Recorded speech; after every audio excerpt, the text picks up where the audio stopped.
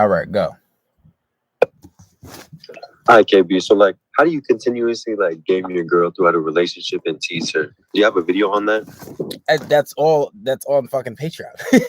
Oh, okay. I know but I don't want to sound like everybody else who's asking the same questions over and over but again. you know And like, what? But you know what? I, What I'm doing, what I'm gonna do is I'm going to make a course. You know, the only problem with Patreon is, well, besides people being lazy and not wanting to actually look for the information, it's all over the place, right? It's not in one place where if you go for this in particular topic, you'll find it here. It's like a library where you have to look. And that's one of the problems with Patreon. So what I'm gonna do is, since motherfuckers want to be lazy and not just actually look for the knowledge, what I'm going to do is I'm going to make a comprehensive course. I'm going to make a course for everything, but this way everything will be in one place for you guys to find, and it'll be a lot easier than that. And I'm not going to make it super expensive. There'll be different prices, but I think for like individual courses, if you're looking for, I'm going to do that. But yeah, and besides, when it comes to relationships, um, the podcast is going to help with that also. But I think the problem with the podcast is going to be, now when I come out with the course, is that I'm going to take some things away from the podcast. But yeah, if you got any more questions, shoot it. all right, word. So, like, can you speak on more on like dark game and semen retention? Well, I mean, everything that's pretty much on there, I mean, it's pretty much on there. I know semen retention is, it's like the unspoken of key to gaining superpowers, and it was a book. I forget the name of the book, but it's like a Taoist book. And they talk about holding in your ejaculation and whatnot. And like doing that, like during, while you're making love to a girl, it definitely increases your ability to do it. It definitely works. It definitely takes your love making game to the next level. And I'm choosing my words carefully because I'm also on TikTok, so I don't want them banning me. But yeah, so it definitely does. And dark game, because we're live on TikTok too, I can't say too much dark game, but dark game is, I advise everybody not to learn it. Some of the most sinister stuff. It's evil. It's nothing good about it. But dark game is more or less the player mindset. The player mindset, because with the player mindset, it's kind of like do whatever and say whatever to get your way. So if that's lying to girls, if that's playing girls, if that's like, messing more than one girl and them never not knowing, or maybe disclosing half the information, dark game is more or less like the player's guide to giving whatever you want. Now, if you want like the player's guide to getting whatever you want, sure, why not? Dark game will be for you. But as far as going in, diving in particularly, there's not really much I can say, because like I said, we don't live on TikTok. But I think one of the darkest things that that elaborates on dark game is, and I've done it before. I think the first time I've ever heard anybody else talk about it was maybe AMS, but like I said, when I started listening to AMS, I was already doing half those things. I just didn't agree with everything that he did or he said, so I decided to do it myself. But one of the darkest things of when it comes to dark game was, that whole idea of, getting revenge. So one time, like, I told my ex that we were gonna go to the movies, and I told her to meet me at the movies, and I was like, yeah, I'm on my way. I was like, yo, can you just buy the tickets so we're not late? Made her buy the tickets, and I just never showed up. And then I just started posting stuff on my story. But that's more or less revenge shit. That's some really savage shit. But and then I forgot what else I was doing. I might have been hanging out with another girl, but yeah. Dark game is it's a point of no return when you do it. Dark game is, it's not healthy, but it's there. It's an element there. I actually stopped with the doing videos on With the the dark demon game. Tom? What happened? With the demon Tom? What do you mean? That sounds like demon Tom. That was pretty crazy. Made her buy the tickets. Yeah, Damn, son. but there's more to it. There's a lot of sinister stuff. Like dark game, you hook up with one girl, but it gets gruesome. It gets nasty. Like it's a lot of that stuff I did when I was a lot younger. I mean, like teenage years, And I just like, I don't know, almost didn't have a conscience, right? I would, hook up with one girl, not even shower, go. It's very unhealthy, STD free, knock on wood, But the point is, it's just really dark stuff. And hooking up with 3 girls in one day, telling them anything, what I'm saying. I would even back then, I would even tell girls I love them, but then but I only said it if I knew that's what she wanted to hear. Because you tell a girl you love her, yeah, that might backfire against you, knowing females. But dark game, it's a lot, but that's not something you really want to necessarily get into if you ain't ready for that. All right, so I have another question. What's up? All right, so like, what will be your like advised number for like a good rotation? Because like, how many women can you handle? Like, I would say, I don't know. It all depends. If you're trying to have a healthy rotation where these are girls that you actually like, I would say you would probably want to max out around maybe 4. But there's been time when I've had like, but I would say anywhere from 8 to 9 or 10. But it's hard to maintain doing that. Now, to keep in a rotation, there are videos on that on Patreon. And I don't think that's something I'll make a course on. So I advise you to go look at that. And I gave like full, like comprehensive videos on how to do it. But the problem with that is when you're doing everything you got to do, once you start building a rotation, you'll start to realize that the key to keeping girls is just basically, well, one of the keys is to less attention. Because when you give them less attention, it's like they want it more, right? But the problem is when you go a few weeks, and the problem is I was really good at maintaining a lot of girls at once. So I would be talking to 2 or 3 girls, and then some more girls come along. And what tends to happen is when you get to a high number of girls in rotations, a lot of them start to fall off. And then like you'll have your main ones that stay.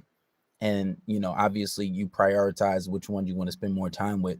But I feel like when I had a lot of girls rotation, all it did is just turned into this thing where it was like I was just clapping girls every other day, and then the main ones that I like stayed, and I maybe spent a little more time with them.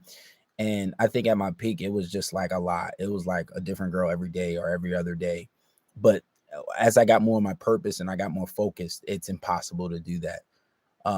Because a lot of time being spent with girls got replaced by my purpose. So it's really hard to maintain a lot of girls, especially if you're trying to do something with your life.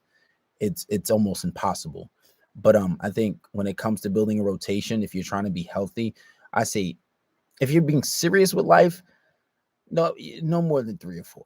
But it gets hard because it's like these random girls come along and they look good, especially if they're coming for you. And it's hard. But I say healthy. I say you realistically, I feel like you can't really do more than 5 and actually be able to maintain these women and actually give them attention and actually live a life and live a balanced life. I feel like it's a little too much. I feel like the most anybody should go is 4. But if you're just doing your thing and you're only messing with girls and somehow you have a surplus amount of money where you could just do whatever and have fun, then sure, you can have a lot. You can find the time. Even if you just have one job, but if you're working 60 hours a week or more, 50 hours a week or more, it's going to be impossible. It's really hard. It's not an easy thing. Thank you, KB. No problem. Next question. Who got some questions? Start talking about on Zoom. I mean on TikTok. A book that every man should read is The Power of Concentration. And As a Man Thinketh. That'll definitely help you take responsibility for your life. As a Man Thinketh, The Power of Concentration, and what else? The Quran. But other than that, there's a lot of good books out there. The Power of Habit. I think that's the name of the book. It talks about habits. Those are some really good books that everybody should you should definitely read. All right, come on, next question, guys. Let's shoot it. At what age did you find out your purpose? Real young. I always wanted to fight. Um, my purpose. Well, there's a difference when you talk about your purpose in life and your purpose of life. Those are two different things. You know, I'm a strong believer that we were put here to worship God. I don't know. I may see and do some things and tell you guys the things that may see in a little bit and contradict you to that. But that's why I always tell guys, listen, don't have sex before marriage. But that probably goes in one ear and out the other. But I've been fighting since I had my first amateur fight at 8 years old. So I always knew what I wanted to do. Um, and it wasn't until recently that, you know, I got out of the rat race of not having to work a job. So now I can just focus on this. And, you know, I say I give myself eight more years of doing this, which is almost a decade. So yeah, I've been knew my purpose. I've been fighting forever. I have like 100 and some amateur fights. So I'm pretty keen on my purpose. Now it's just, I've gained the maturity and the mental fortitude and stability to stay focused and consistent on my own, you know. So yeah, I've always knew my purpose. Word. Next question. Come on, we got some guys in here. Ask some questions. Don't ask them in the chat. We not talking about the chat. If you want anybody to answer your question, you got to speak up. I don't even look at the chat.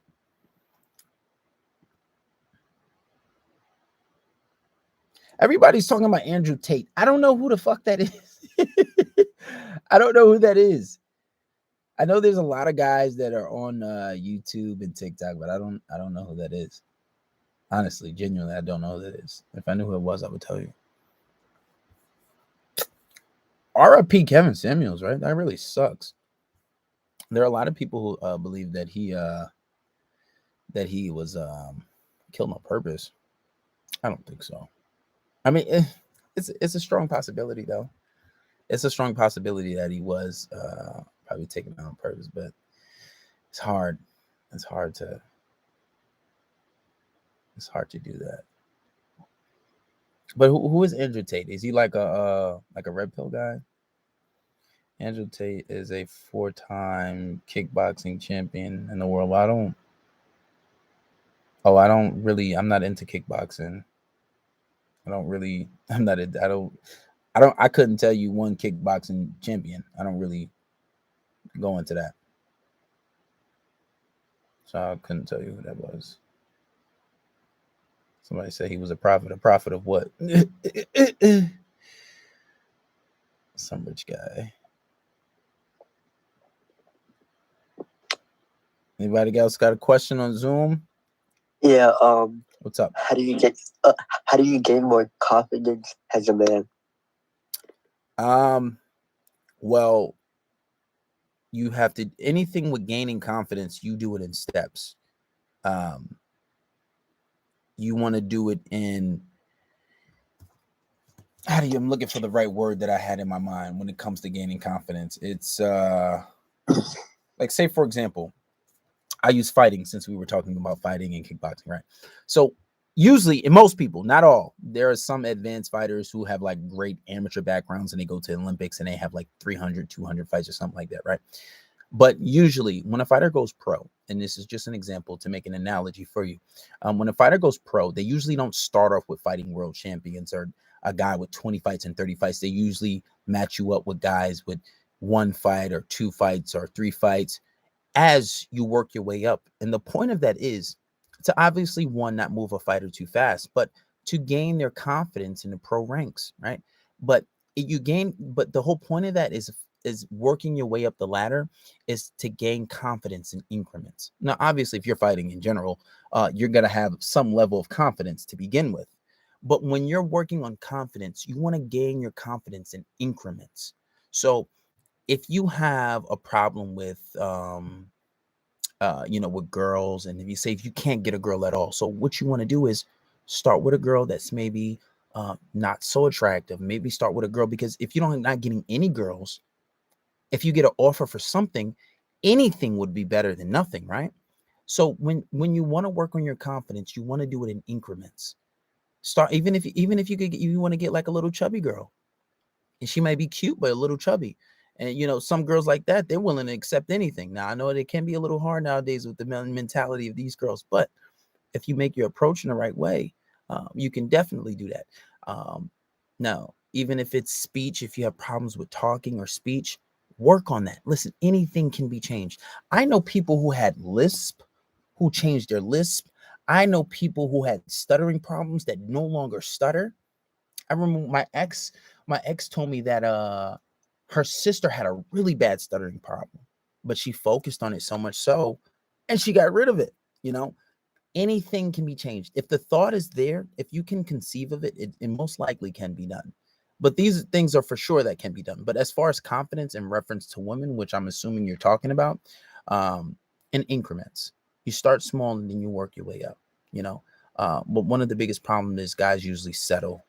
And when you have a scarcity mindset and you reach a certain level, you get like the best looking girl you ever had. One of the biggest mistakes guys make is they think that, oh, I'll never find a girl like this again. And the difference from a guy with my type of mindset is I know that I can get that attractive girl you got, and there's so many other like them. And the guy with the scarcity mindset is say, well, I'll never find another girl like this where we have this much chemistry. And it's perfectly normal to think that. But somebody who, like me, who has an abundance mindset, I know that I can find that attractive girl just about anywhere. And I know I can build this connection and chemistry with somebody else too. But that's just one of the things that you want to be careful running into when you start building confidence and you start attracting the type of girls that you want. You do it in increments, but you have to set goals for yourself.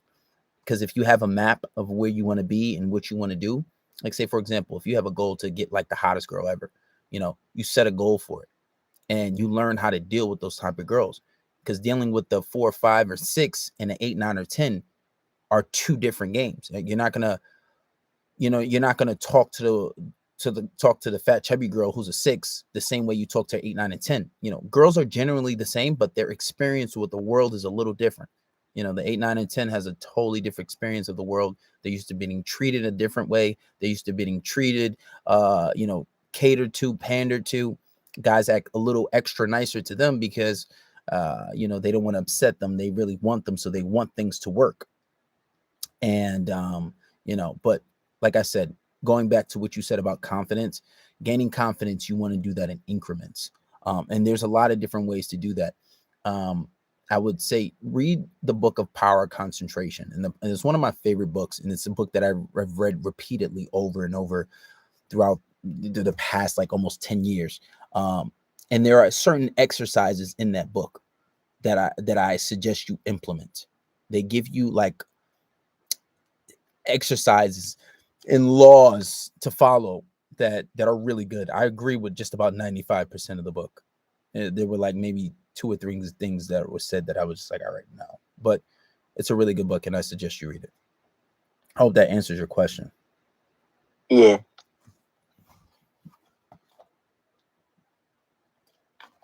Any more questions?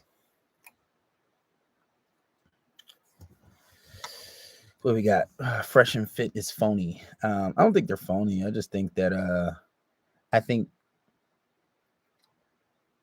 I don't think they give the type of solutions that I give. I feel like I talk about relationship dynamics. They don't really talk about dynamics of relationship because I feel like those guys don't really have that kind of game. What the hell are you guys talking about in the chat?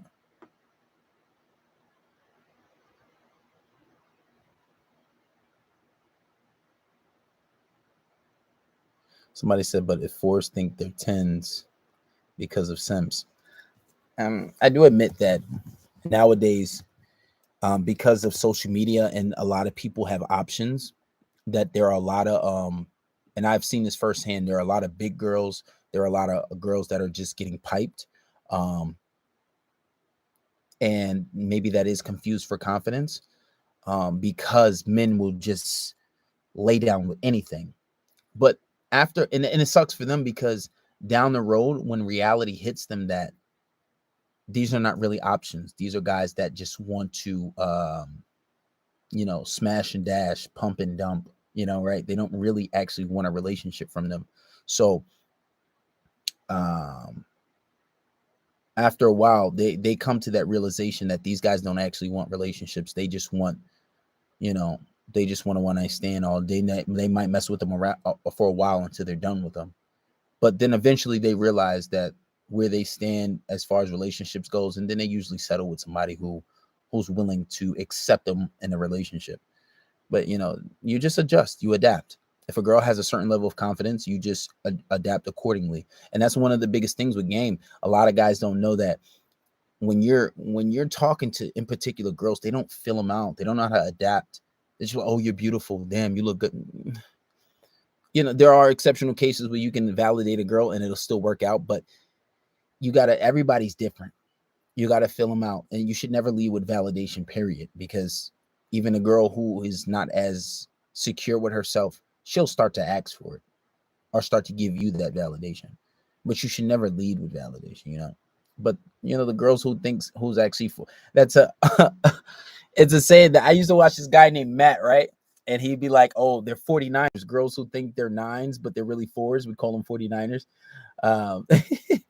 And those kind of girls, you just, you adapt. But you know what I noticed?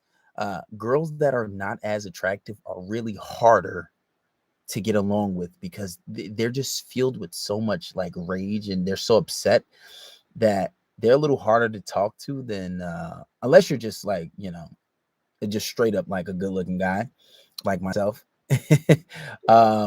Then like they usually give you a hard time. Prettier girls are usually a lot more nicer, and they give you a chance to I don't want to say make your case, but to see where your game is at. So to see if like you actually if you're gonna actually like convince them that you're a viable option. Got anybody else on the Zoom? Guys, primarily, before anybody talks, hold on. Primarily, I'm taking questions on Zoom. I'm picking and choosing questions on the on TikTok for the guys that are, when these guys aren't talking. But back to Zoom. Anybody else got questions? I have a question. Shoot. All right. Okay, it's gonna be weird to word it out, but I want to end up saying like how you manage your time back then when you had a 9 to 5. Hey, my man Esteban, that's you? Yeah, what's good, bro? I recognize your voice. How did I manage my time? I bust my ass, bro, and that was one of the hardest things. And I was so happy that I got out of that struggle. I remember used to being at work, and I would just like think about this time, like, damn, like I could be training my ass off right now. I could be like working out. I could be working towards my goals, but I'm working this mother effing job, and it's like killing me, man. It's killing me, and I hate it because I just always thought that I'm wasting my time here. Like I'm not getting anything done. I'm not working towards my purpose, and I'm working for pennies. Like yeah, some nights I will make $300, $400, but still, like like for the money that I'm making now, and I'm not even working for anybody. I work when I want. There was like, and it was because I was like training for my fight, so I really wasn't able to post on Patreon, and I still like I didn't post for the whole month, and I still brought in crazy money. It was crazy. But the point is, when I was at work, I took it as a challenge. And I said, I got to make it out of this. So what I would do was, a lot of the times before I had work, I would try my best to wake up early before I had work, and I would go to the gym and work out, right? I would go to the gym and work out. And then after work, I would go to the gym and work out, right? And I would do these things because it was just like, I'm not going to be able to compare myself to the guys that are not working a job. Because it'd be like, I'm going to the gym and I'm like sparring with top level guys. I'm sparring with world champions. I'm sparring with guys that went to the Olympics. And like I would hold my own, but ultimately there would be days when I'm getting my ass bust. And I'm like, what the fuck? But these guys are in the gym. And it was something that Kobe said. He said, there's no way he's going to be better than me. You know why? Because he has to work a 9 to 5. I don't work a job. My whole day is spent towards perfecting my craft. You got to go to work. So while you're at work, those 6 or 8 hours while you're at work, I'm 4 hours in the gym. When you come out of work and you go to the gym, I'm also in the gym. And then I might do another session. I might go to the fitness gym, So it's like I had to compensate. So I had to work harder. But I know you said your problem was being burnt out. You gotta balance your time. You gotta learn to take days. You gotta learn to have days for rest. You gotta learn, like say if like let's say if you're working out 2 or 3 days a week, right? Let's say 3 days a week, you're working out, or 4 days a week. Take one day off. If you feel a little extra burnt out, take 2 days off, right? Um, have a day to just relax. Stay home. Maybe go get a massage, play some games, and then get right back to your purpose. But something that separates some people from others is you gotta have it. It gotta be in here. You gotta want that shit, man. You gotta want that shit. Where it's like, I just remember being at work and I'm just like, yo, I gotta make it out of here. And it's just like, I would just think like, yo, that's like, this is the challenge. Like, I'm here. This is my purpose in life, to do this. And then also I was doing a lot of shit too. Like before I started my business, I was like selling, I was a reseller. I used to sell sneakers. I would make maybe like $1,000 a month off that, reselling sneakers, sometimes 2,000 a month.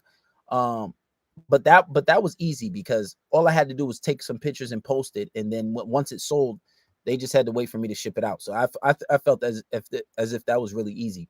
But um, but you just got to manage your time well. You have to know, all right, so around Thursday or Friday, I get a little exhausted. So maybe this day I'll take a break.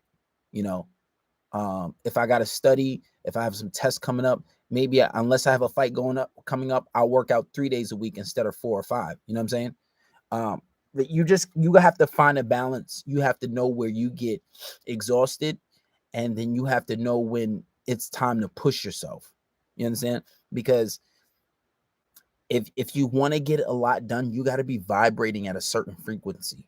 The guys who work hard, if you look at the top guys of every field, these guys work hard. Like, they're in the gym, they're in the studio, whatever it is. You look at Floyd Mayweather. I know you do Thai boxing or Muay Thai. Look at Floyd. He was working out 3, 4, 5 times a day, but mind you, that's all he was doing. Um, look at Drake or Lil Wayne. I remember growing up in high school, Wayne was like, I get off the bus, I'm in the studio. I get out the studio, I'm going to the studio. I come from a show, I go straight to the studio. There's a studio on my tour bus. Like, it was obsession. You know what I'm saying? But to do that, it's energy. But that's a vibe, that's a frequency you have to be vibrating at. So you have to up your energy. You gotta want it, you know what I'm saying? But I think it's just more or less a case of how bad do you really want it? But that's why I said set goals for yourself. You set goals for yourself and you know how to maneuver, then things will be a little better. But it's all about balancing your time. You got to balance your time. But more or less, I would say for me, I was just hungry. I wanted it. We got 10 more minutes on here, guys. So get in your questions while you can.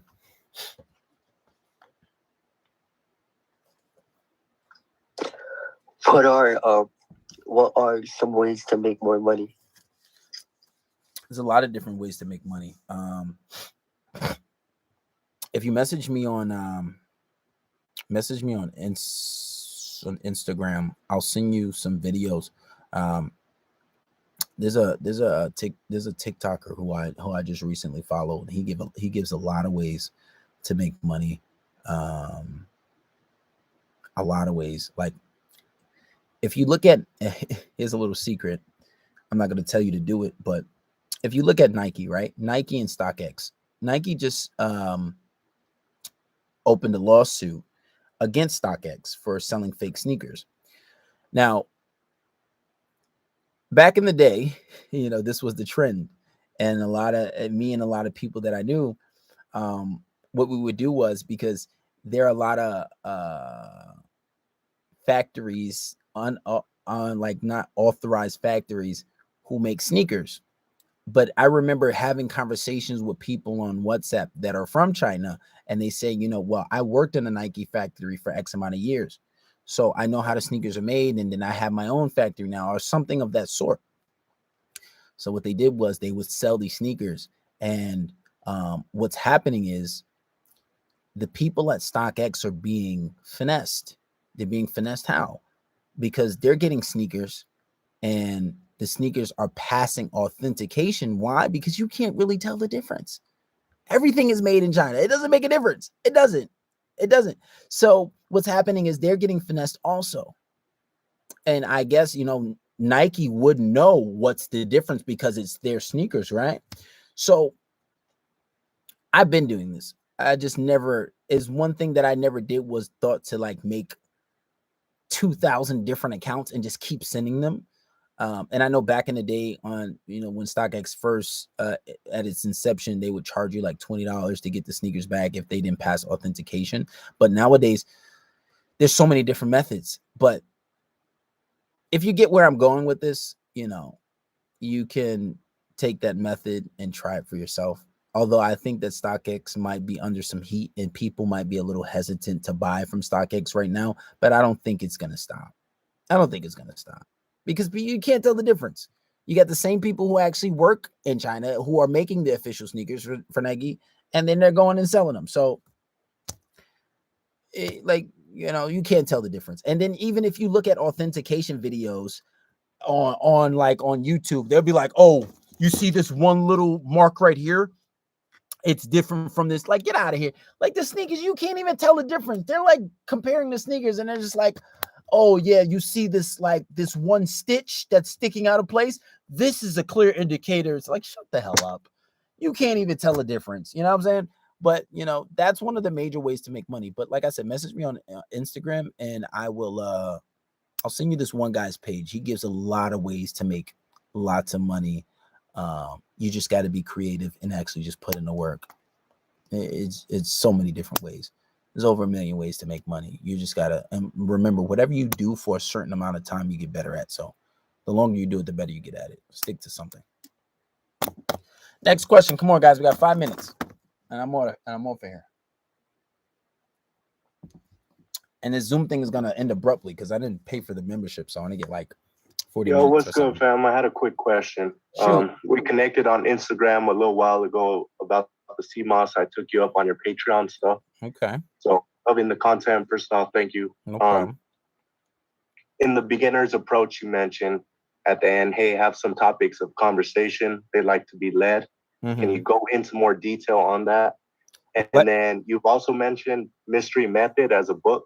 Right. Are there maybe 2 other books you can mention as well that you like? Well, as far as the beginners approach, use context clues, you know, or, you know, this is for me, this is around the time where I start to flirt. There's a video on flirting on Patreon because most guys don't know how to flirt. You ask a guy how to flirt, and they'll just give you a whole bunch of validation things. But you can go off, you know, context clues. So you're like, oh, what are you doing over here? What are you doing in this area? Oh, you're coming from school? Okay, what's your major? Okay, you don't seem like a rocket scientist major, like, you know, whatever science major. You look like you're more or less into fashion. You look like you're into like kinky clothes, you know what I'm saying? That's a bit flirting, you know. Maybe so you'd be like, oh, but you do like fashion. Oh, fashion's like a secondary. Okay, well, maybe you can, like, you know, give me a little runway like show and maybe grab her hand and twirl in a circle. But mainly what you want to do is, you know, go off context clues. You want to begin the mission. The mission is to build attraction. Remember, when you approach a girl, so you want to start flirting, teasing first to see if she's receptive to teasing, and then you start flirting. One of the biggest mistake guys make is they think, oh, the girl's just supposed to have chemistry all along, but you're supposed to create that chemistry. You're supposed to create that attraction. You know, don't shy away from that awkward silence. But usually the best thing to do is go off context clues and just go from there, you know, and just remember, start keno escalation and these things. But that like I said, that's a guide for beginners, and you just go from there. But usually when you start talking from there, the girls, they give you the conversation, and it's pretty easy because you're already starting, you already took the lead. But just go from there and just throw those little techniques in between. You know what I'm saying? What was your second question again?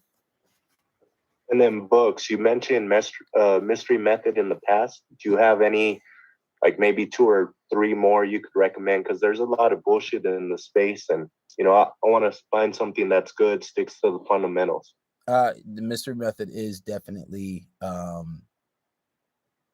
as far as game goes, if you're talking as far as game, definitely mystery method. The mystery method, it's I make it easy for you guys because I break it down and I put it into videos, but the mystery method is really good. It goes into phone game. It's really like really old school. And I remember watching this guy like on MTV when I was in high school. They had a show on VH1 where they would teach like complete squares, guys that got no girls, and they would teach them game. And then these guys start getting girls. It was crazy. But these are guys, these were like real PUA guys, like pickup artists. They were real pickup artists. And mystery method, I didn't agree with everything like him and his personal beliefs because he was a bit weird. He would do this thing like called peacocking, and he would just have painted nails and long hats. But the whole theory of the game, it worked. But as far as game goes, I would say the mystery method. And it was another one. I forget the name of it, and I know it's not going to come to my mind right now. But if you go on YouTube and you type in mystery method and you listen to the audiobook, there will be some other books that come up with it. But if you do your research, you should find it. As far as game goes, that's what I suggest. And then also, like I said earlier, the power of concentration. But that has nothing. I guess you can involve it, but that's not necessarily game. What else? As a Man Thinketh, these are just great books for you in life in general. But as far as game goes, the mystery method, and that's about it for now. No, I appreciate that, bro. Good to connect with you. Keep doing your thing, man. No problem. I appreciate it. All right, guys. How much more time we got left? I think we got like maybe 3 more minutes. I'm not sure. All right, who else has a question? Let's get it in.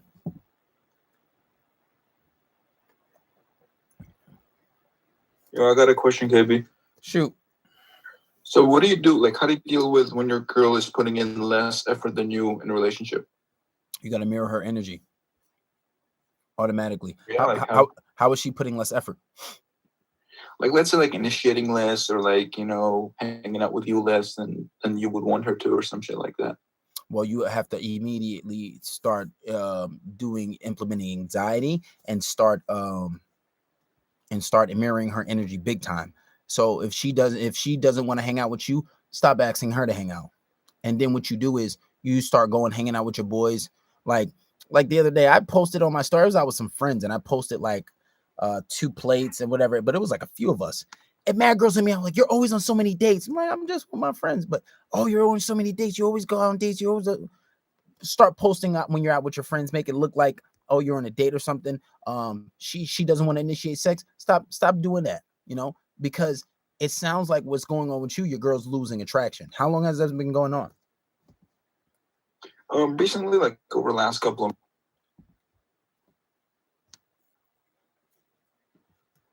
Oh damn! I think it cut out. Hold on. That sucks. He was about to get into it. Hold on. Damn, that sucks. I feel bad for that guy. Cause he was about to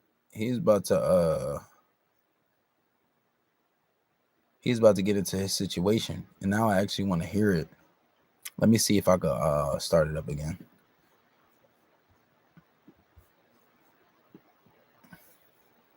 I'll repost another link. I think I'm still live on YouTube though.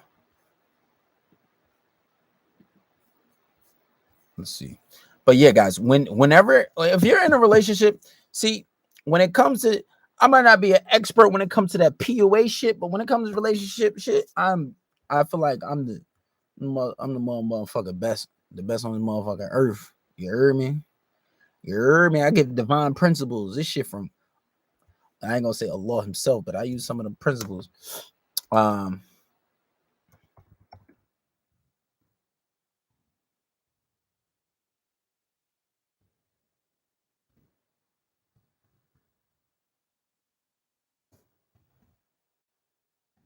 All right, I'll stay on this for another 20 minutes because it was getting good to me. I gotta go to sleep though.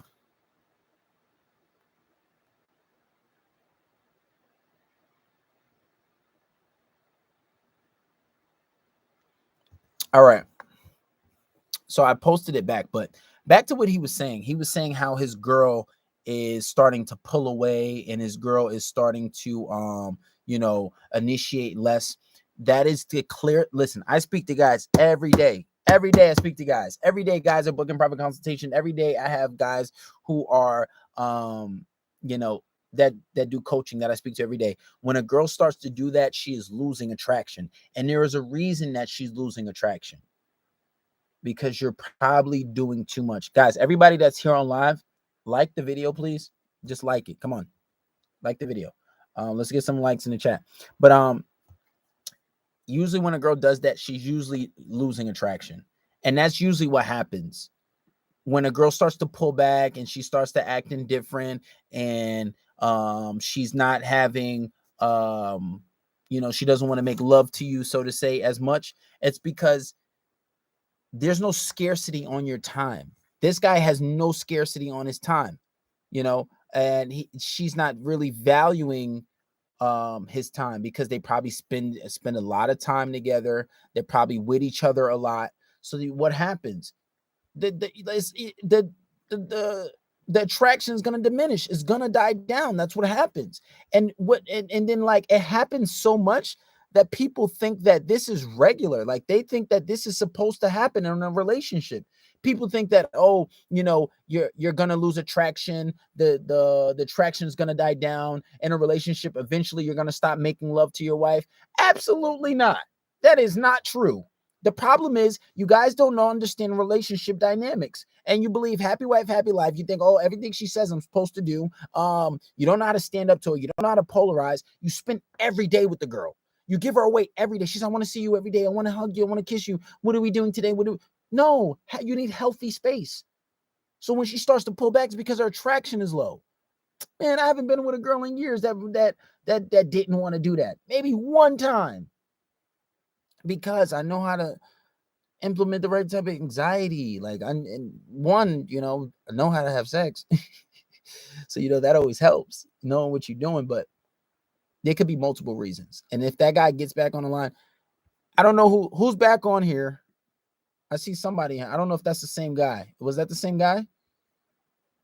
Probably not. But if he gets back on here, listen to everything I said. I promise you that's probably what his problem was. He probably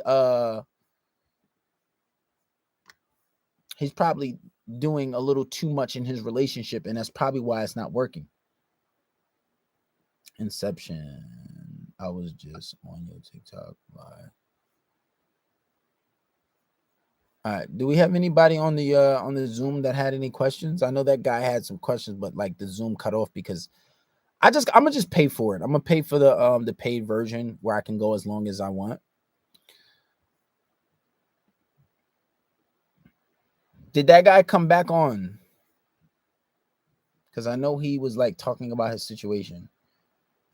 It really would have helped. Whatever. If anybody else has questions, we'll take questions. Let's look at TikTok for a second. Anybody got some questions in TikTok? What you guys talking about YouTube though?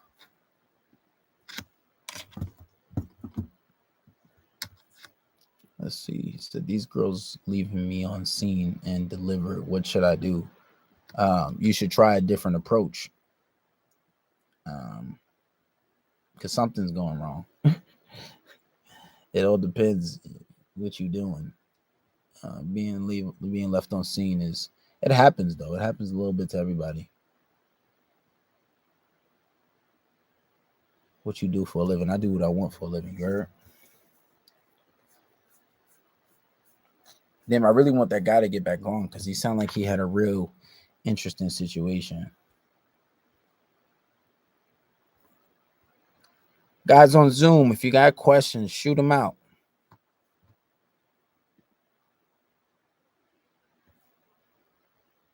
Was it Joseph? Who's that guy that was talking before? I think he's back. I think it was Joseph. Oh, okay. So Joseph, I timed out real quick, I think. Go back to what you were saying. Yeah, so basically like low effort stuff, you know what I mean? Like she's initiating less than you, And it's not like she's disinterested, but maybe like over time, because you got to keep in mind this is like a long-term relationship too. It's I think shit like a couple months over 2 years now too. So you see like the enthusiasm dissipating just a little bit. Nothing major, but like you see the efforts are a little lower. Like how would you deal with that? And then I literally said this right before he came on. I literally said this. Over time, what happens? So I'm about to verify everything that I just said because I hear this shit all the time. So how often do you guys hang out? It depends sometimes because we both work and we're both busy. So it could be a couple times a week to one time a week, maybe three sometimes. It's like not consistent. Okay. What about your dynamics? Do you ever implement any type of anxiety? On and off, you know. That didn't sound too confident. Yeah, you know, like maybe a little bit of separation anxiety here and there. But what do you call separation anxiety? If we're both busy, for example, we go a long while without texting or talking. What's a long while? Shit, like 5 hours, 6 hours. That's not separation anxiety. Okay. Have you ever went 24 hours without talking to her? No. Exactly. That's not real anxiety. Because if you never went 24 hours without talking to her, that's what you call separation anxiety. Have you ever implemented competition anxiety? Yeah. Explain. You know, there'll be somebody like flirting with me or talking to me, and you know, she'll be like, "Go, what's up with that?" You know, she'll get like all over it. She'll say what? She'll get all over it, like, "Oh, why is she flirting with you?" Or you know, something like that. Like, show a little bit of like, you know, jealousy, I guess. How often have you implemented that? Not Honestly, too much. Exactly. Yeah. Because what you have to understand, long term, when you're in a long term relationship, how you keep a long term relationship are one fundamentally is highs and lows. You need highs and lows. Highs and lows is what keeps her attraction there. There's been times I've been with a fucking girl. She's happy to see me. One point she's laughing and smiling. Same day, never even left me. Crying at one point, then when fucking at one point, then she's happy. She's coming. Highs and lows, but that's a very extreme case because her emotions are so easily triggered. But in a long-term relationship, anxiety increases attraction. There are studies done on this. Anxiety increases attraction. And when you don't, and a lot of the times, you guys are afraid to implement that. Have you ever turned her down from sex? Yeah, a couple of times. Over the course of, but how, so a couple of times, meaning 2 times exactly? Over the course of how long? Yeah, like shit, like 2-3 times. Over the course of like, I don't know. You said 2 years. How long you guys been together? Yeah, like a bit over 2 years. And how'd you do it? So she's coming on to you and you're just like, oh no, I don't want it. Or well, how'd that happen? Yeah, like I'm not feeling it. I'm not really down today. And how'd she feel about that? Well, she doesn't say much. Like, oh, why not? I'm just like, oh, I'm just tired. I'm not feeling it. And then eventually she'll be like, oh, okay, cool. Okay, but she'll get a little mad with it though. She'll be like, oh. Okay, but like, when was the last time you did that? You see, months ago. Yeah, but the thing is, if you see her attraction dwindling, you have to mirror her energy. And if you're mirroring her energy and it doesn't seem, do it times 2. Do some shit purposely. Like, like obviously turn down sex and be like, I don't know, I'm just not feeling you. Like, I don't know what it is, or if like, say if you guys go out, and act like you're ashamed to be with her or something like that, do some really extreme shit. Or like have your boy keep calling you and like you hide your phone and you ignore it. Make her think that you're having an affair. Ignore her for like a whole day, and then I don't know, like when she finally texts you, text her really slow. She's like, what the fuck is up with you? The thing is, women, they love the drama. They can't help it.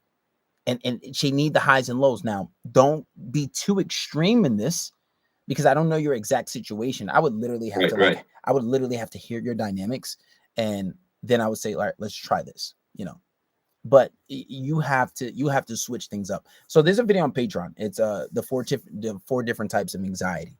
And now you can get creative with anxiety. Certain people have pet peeves. You can try some of these things, but you want to be, different in your approach. Like you said, if the little things aren't working, try different things, make her make her think you're cheating on her or something like that, you know.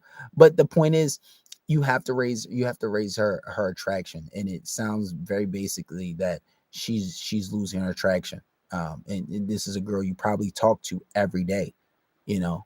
Yeah. There's no extreme moments of anxiety. There's no excitement in that relationship. And the best analogy that I can give is, you know, women, they don't really like watching action movies. Why? Because action movies are very predictable. They're very predictable. You know, you see a lot of movies where I know personally, I don't know where you live, but it is the channel Lifetime. And the Lifetime, it used to be like a woman's channel, and they have like a lot of dramas and like victim shows and women shows where women are being abused, and you know, things just take a turn, and they love that stuff. Why do women love thrillers and scary movies so much? Because it's unpredictable. They don't know what's coming next. It's a drama show, right? And you have to see your relationship like that. If you're very predictable, things get boring and methodical, then that's when they get boring. That's why women don't usually like the action movies, because usually in the end, and this is like human psychology, people want to see the good guy win, right? And that's usually how it goes. And the guys think those are great movies. And yeah, you might have exceptional women that like those kind of movies, but genuinely, women, they like the drama. So, not saying that you know you necessarily need to be toxic, but you need to be a little unpredictable, and that's usually why in some marriages that it just doesn't last long. And you know, I was saying this right before you came back on the call, that a lot of marriages, women and men, they stop having sex, and and you hear so many older couples say eventually you're going to stop making love. Absolutely not, because I know relationship dynamics. There's girls I've talked to for years, and they still want to jump my bones. And actually, the lovemaking gets a lot better over time, and that's the way it should be. That's not normal, because people don't understand relationship dynamics, and then you fall into this big thing where you start listening to the woman and letting her take the lead. I don't know if that's something you're doing in your relationship. I don't know if you want to even admit that, but is that something? How is your dynamics? No. In terms of dynamics, we're good. You know, I've never had a problem with like disrespect or not taking the lead. That stuff, we're good. And then I don't really have too many like big alarming problems. That's just like one of them. But lately, when I've noticed, like, you know, the effort and shit like that. So your go-to strategy was anxiety, yeah? Anxiety helps. Yeah. Or you can like, you know, you said you'll go 5 hours without texting, so text very irregular. You don't necessarily have to go to straight to anxiety. It's good to mix it up, but you know, just be unpredictable, because women, and if you know, if there's a lack of respect there, you know, that's another story, but that doesn't seem to be your problem. But No. you need to be a little unpredictable. You told me you haven't gone a day without talking to her. That's Yeah, never like a 24-hour cycle. that's a day. That's one of your problems right there. Change it up. Start becoming unpredictable. Oh, she's acting different. Okay, well, time to marry you, baby. Go 24 hours. Then you said the most 5 hours. Start doing 10, 12. Mix it up. Maybe one day talk to her all day. Become unpredictable. She's gonna start complaining about it. She's like, I don't know, you're acting different. Be like, oh baby, I don't know what's wrong. Come here. And just like, baby, and just talk sweet to her. Like, come here, give me a kiss. And then like it's trust me, it's gonna seem crazy, but it's gonna turn her on. I do this shit purposely. Relationship shit is the easiest shit ever, bro. I'm a master at this shit. It's easy. But yeah, an emotional roller coaster, basically, right? What happened? So like an emotional roller coaster, basically, right? The key to a long relationship is highs and lows, certainly. But it just sounds like she's losing attraction a bit. But you switch it up. It doesn't sound too bad. It doesn't sound like you got a disrespect. No. It's just like something that just popped up recently. Not even that bad, but you know. How recent is recently though? I know, a couple of months, 2 months maybe. Oh yeah, you got to switch it up. Up. You got to keep on the front of. You got to keep you on the front of her mind, because even if she's low key stepping out on you, you know, she won't be able to focus on anybody else if you're at the forefront of her mind. And how do you stay at the forefront of her mind? Start doing shit that's a little irregular.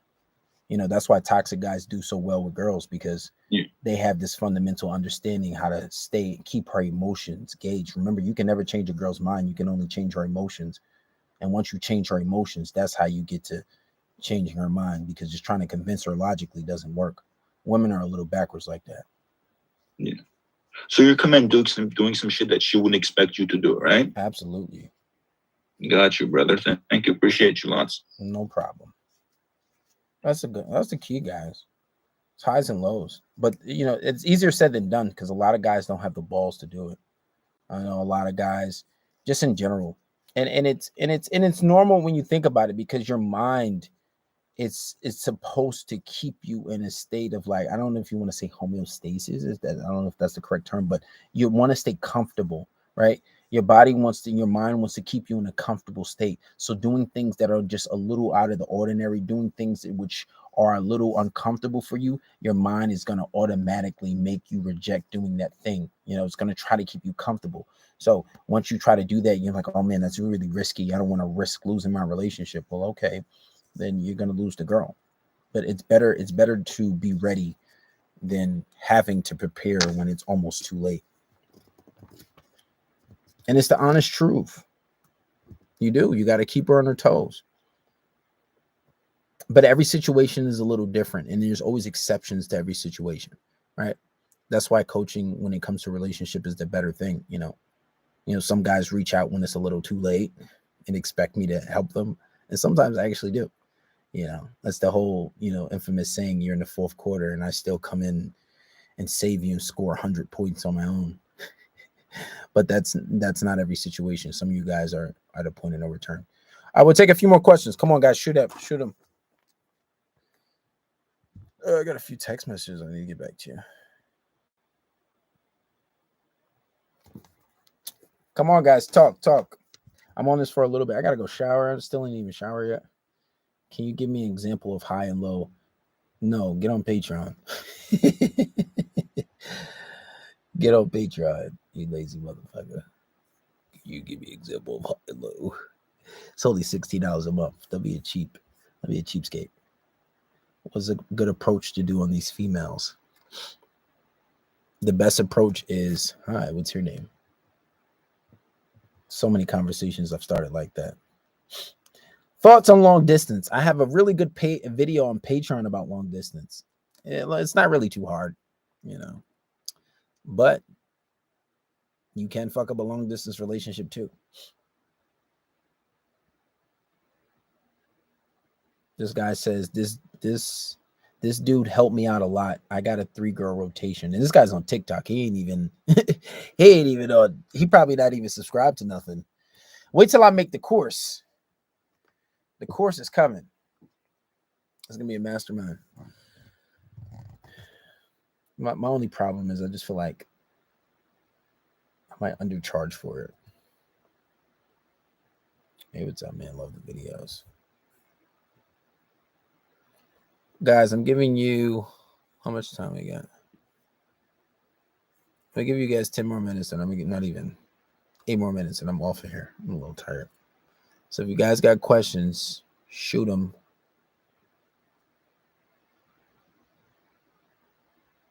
If you've been on a Spotify, I put some things on a Spotify podcast that are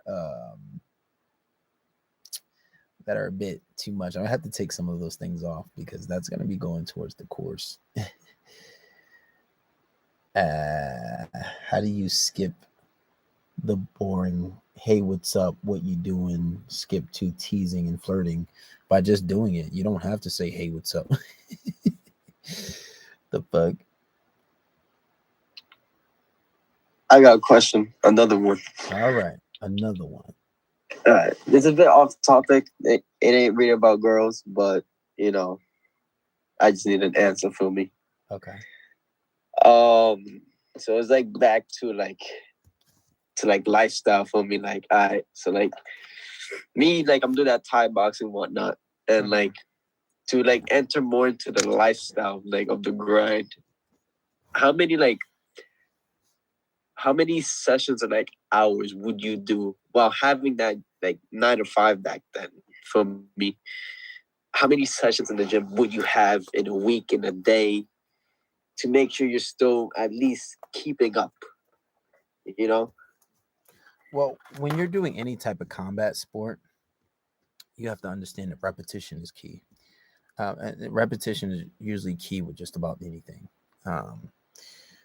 especially with the muscle memory, right? So the more repetition you get, the better you will get.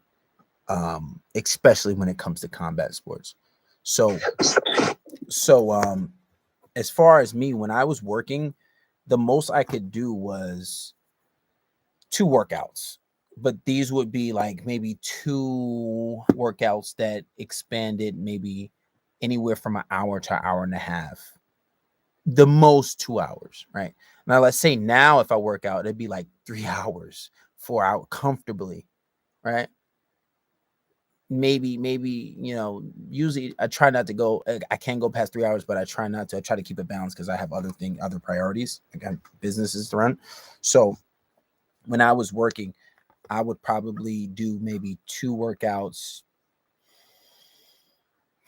maybe 3 times a week, or maybe 4 times a week, the most. But usually 3 times a week, I would get 2 workouts in a day, and that would be before work and after work. And then the rest of maybe the rest of the week, I'll just work out once, you know. But that was because, like I said, I was competing with professionals. I was competing with world champions. I was competing with guys that had world titles.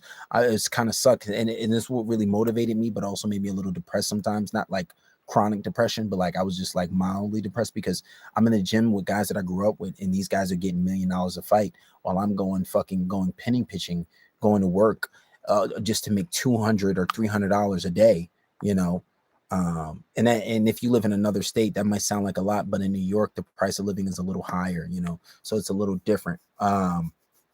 Even if I made $400 in a day, that was good, but it was just like, it's not enough, but so I would say in a week I was working out maybe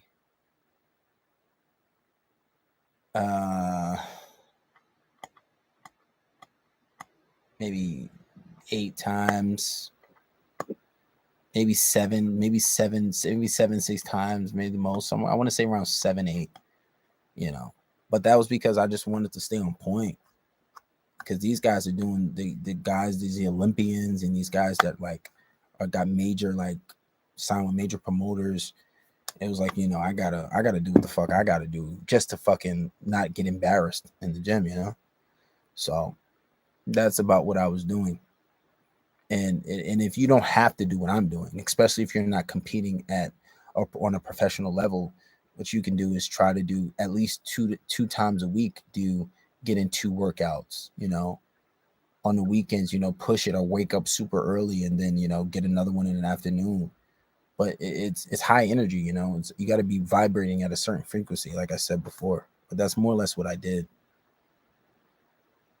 Okay, yeah, because like for me, it shouldn't be too hard to figure it out because I only work, like I still do part time, only work 30 hours a week. Mm-hmm. But for some reason, I find it kind of hard to find like the right amount of attention to put into different things I want to do. Like what do you mean exactly? The tension, like attention span, or yeah, like okay, boom, I work like 30 hours a week. Then figuring out how much I want to do into boxing and then weightlifting, if I could just do 2, like both of them a day, then like should I do like 2 classes of Thai boxing a day? It's like, then how much time I got for myself too is like, for some reason I find it difficult. But maybe I'm not waking up early enough.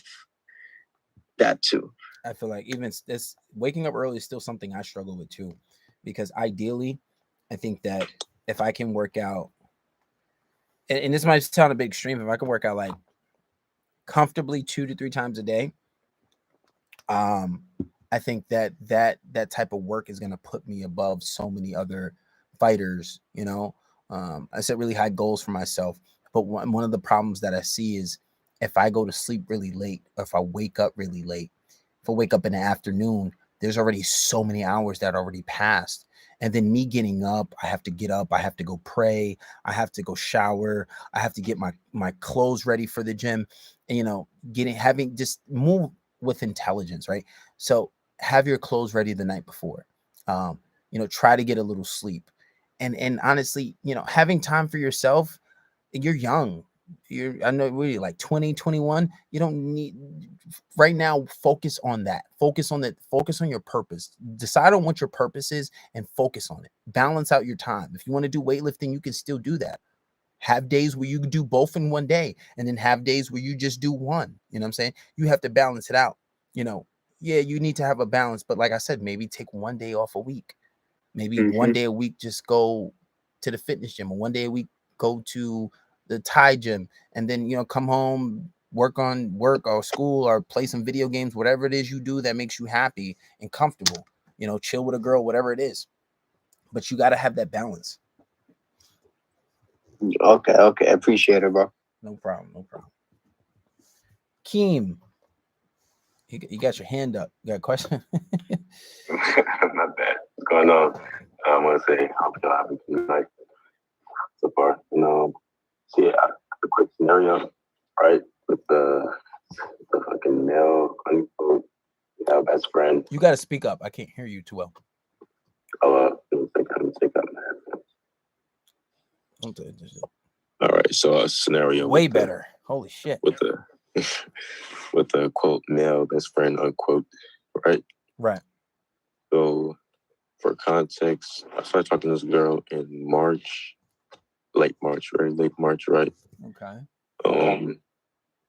I went through her phone. You can call it beta. If I'm gonna invest in the girl, I want to know what's going on, and I feel like the phone's the best way to know. So I did that, and I learned she sucked up the male best friend. It was before she met me, though, right? You said she sucked him up? Right, before she met me. Meaning performing oral sex? Right. Okay. Right. And so while I'm betting her, I'm asking just, regular conversation, and I throw in, oh, you have a male best friend, yada, yada. Have y'all done anything? And she immediately, she let me know that they did something. And then I didn't demand that she cut him off right there, but she basically asked me. And I was like, you know what? That's just a weird scenario. Like, how would you feel if I was to talk to my ex? She was like, she wouldn't like that, so she's going to cut him off. Mm-hmm. I checked the phone again, like a few weeks after the last time they had contact. She basically let him know we're not going to be friendly since I have respect for the dude I'm talking to, and I wouldn't want him to do the same to me. Mm-hmm. But I don't know if that's enough. Like, she's like oral sex, and then through the messages, it was before. No, it was when she had just met me, so we were just sneaky links at the time. They were talking about linking up. It never happened. So I don't know if should this dude be allowed to stay around. Well, there's a few things. Obviously, that's a given. That's a given that she shouldn't. How you approach it, you got to be careful, because when it comes to later on down the line, if you need to implement some sort of competition anxiety, this will be used against you, right? So, like, say for example, if you have a female friend and you're using it for the purpose of that you need to keep her on her toes or keep her on you, or whatever it is that you may need some type of competition anxiety for, she will use that against you, like, oh, remember when I did this, and and whatever it is that she's being needy for, that can be used against you. Now, when it comes to getting rid of the best friend, I normally don't do it that way. Now, when you went through her phone, now going through somebody's phone is not necessarily a bad thing. I don't do it personally. I don't do it personally because I just feel like I'm intuitive to know enough to know a girl's body language, and to know that, like, the whole best friend thing. And usually if you ask, you can get it out of her. Now, when you went through her phone, did she know you were going through her phone? No, she has no clue. I know her password. Okay, cool. Because that, if you do it, you want to do it. That's a different school of thought. That's, I don't know if you guys listen to the podcast, but my best friend Randy, he does that. He'll go through their phone when they're not looking, and that's his whole school of thought. And I feel like, if she doesn't know, that's quite all right.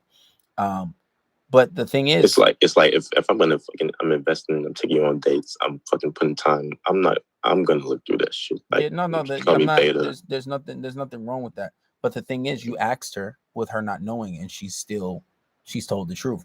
And usually if I do bring it up with a girl, if she did this or did that with a guy, they're usually pretty honest about it. Because I have an honesty policy and I'm super honest. Um, but I still get my way at the end of the day. Now, as far as you said that, is that enough? It all depends, man. I want to fucking go on, but I don't want to look needy or you know Well, what I'm saying. she already said that he was gone. But Now, he on her social media. What happened was when I looked through her phone, I checked her Instagram. Something happened with his account. I guess he deactivated or something. Then recently, I noticed his account was back up. So I don't know if maybe she refollowed him. So I'm worried if there was some type of sideline interaction, or maybe I don't know what the fuck happened. But here he is back in. I'm assuming he's still on her other socials, but seemed like he just came back on Instagram. So it's like, well, because we're on live, I can't give you the exact answer. On Patreon, there's a video on how to get rid of the best friend, right? So I advise you to go. I advise you to go look at that, but don't continue to keep confronting it. Now, if it comes to a case where that you feel like you can't trust her, then you might have a quality issue, like a female quality issue. Are you guys officially girlfriend and boyfriend?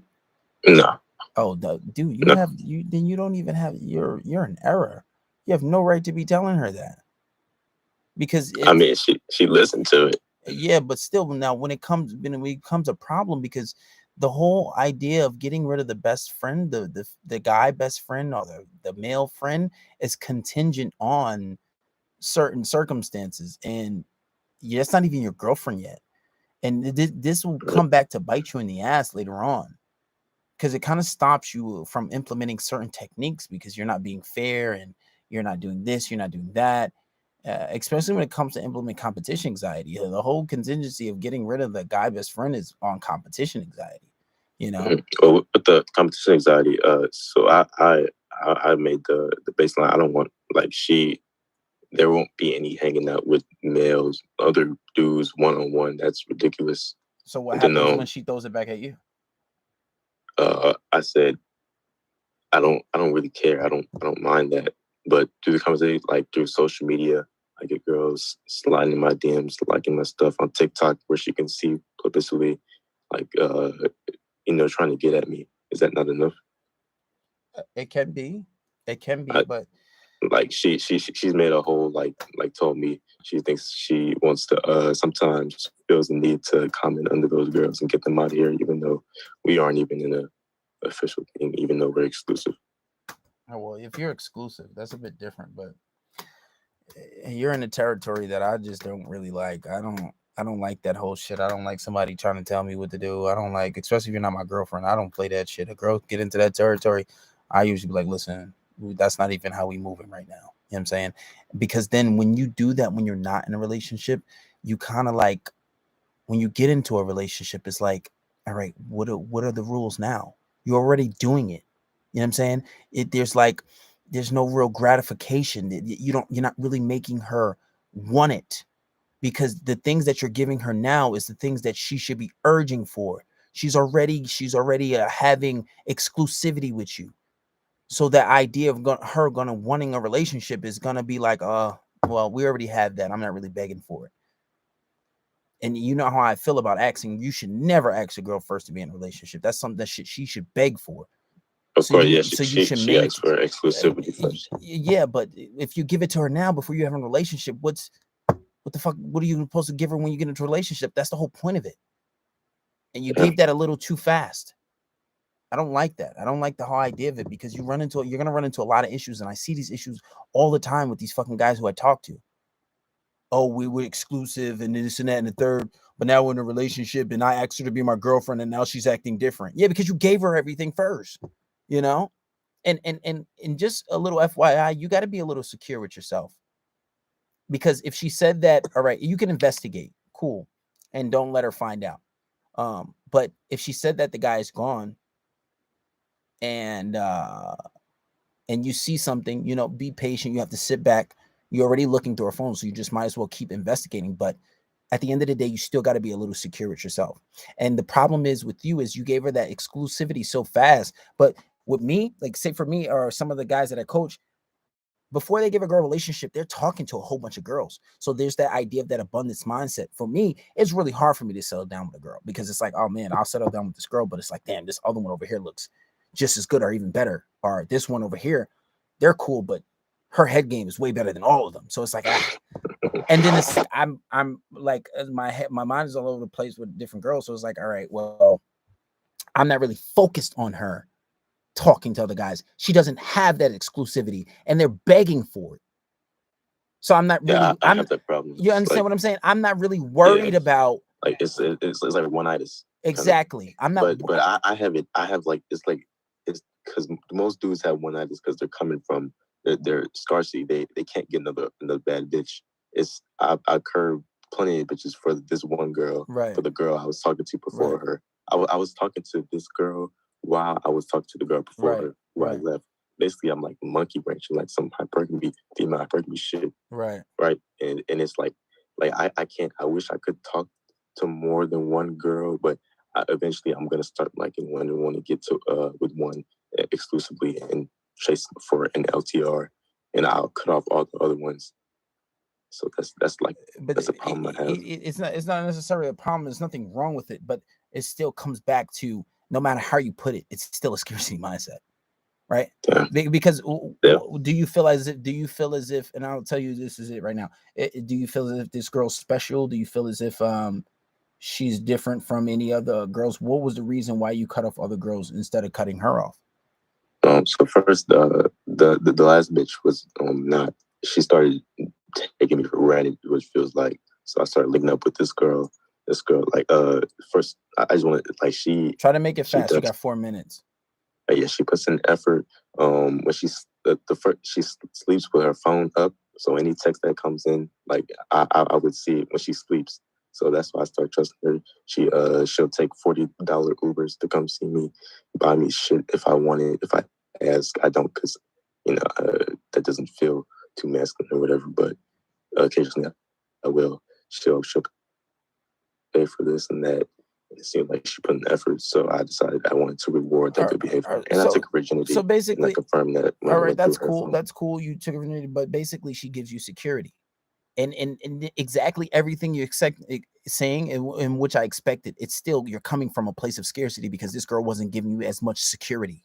You know, you're not saying security, but that's what it is. Because she's giving you so much security, you're still coming from a place of scarcity. And because of that's why you gave her that exclusivity. But it's that same reason, which I said the first time. It's because like you're coming from a scarcity mindset, you know, and this is why you have that, you know, the quote unquote one-itis. And this is why this is why you're I get it, you're investing, and there's nothing wrong with what you're doing. Like I said, at the end of the day, you still have to be a little secure with yourself. Like I said, and you giving exclusivity so fast without her being your girlfriend, you're gonna run into some problems maybe down the line because you're setting certain standards. And one thing I advise you to watch before you give her a relationship video on Patreon, because you're gonna run into some problems because certain standards that are considered the discussion you should have before you get into a relationship, you need to make sure you do that because some things are already unspoken and you already have it now. But as far as the best friend goes, you need to one, be a little secure with yourself, because clearly everything you said, you're somebody that's heavily dependent on security, which obviously there's an indicator of insecurity in yourself. That's something you have to work on. And then two, you took this girl's virginity. You might be just overthinking a bit if it's really that serious. But even still, if you're already in her phone and she doesn't know, just continue to watch the situation and govern the situation. You know, be in her looking. Exactly. It comes to a point where you can delete shit though. But see that once again, you're in your head, bro. You took this girl's virginity. You're in your head. You have to be a little more secure with yourself, because you know maybe you took her virginity, so that may last a long time. But I've seen it doesn't matter. I've seen cases where guys are completely insecure and they push the girl away. And because you took her virginity, you could run into the case where she gets a little curious, like, oh, this is the only guy. I wonder if all guys are like this. You say you could run into that situation if you, because I've seen that on occasions. Actually, I have a coaching student just like maybe 2 months ago who suffered the exact thing. And she did end up hooking up with somebody else. Applying trade. Yeah, she did, because he kept showing insecurities, but I did get her back, but she ended up like doing stuff with another guy. So you got to be careful with that. I can tell you're overthinking because she's like, she could delete stuff. She doesn't even know you have her phone password. That you're in your head, clearly. You're in your head, bro. You gotta be careful. No, because I mean, it's about to end. You got less than a minute. After we talked about the best friend, and I looked through the phone. All right, the conversation through text was gone with him. The conversation history was gone after we conversated about him. She said she cut him off. I mean, I guess because you told her. You're right. Because you told her, yeah. Guys, you got to be secure with yourself. If you cut off, she should be deleted off all socials. Yeah, you're a little insecure. You got to work on your own security, bro. That's what I say. Start with that. But anyway, guys, we're gonna get off Zoom. Oh, it ended. I hope that was good. I hope you guys liked that. That was a little live call. We're still on YouTube. But I'm gonna end it off here. Take a little shower, lay down, maybe get some sleep. And I'm out of here. You know what I'm gonna start doing? I'm gonna start going on Twitch and just like cover like little. I got an idea. I was watching Academics, and he's like always on like everybody's business. That's what he does. But I'm just gonna keep it on certain relationship topics, and we're gonna. If you are follow me on Instagram, send me topics in which I should cover. Like DM them to me, and then when I go live, we'll talk about these certain topics, and we'll try to cover them. All right. Anyway, guys, I'm gonna end this one off. I hope you enjoy this video. If you're watching the video, give it a like. If you're on live, give me a like. Give me a follow, subscribe, and I'll try to be more consistent with these videos.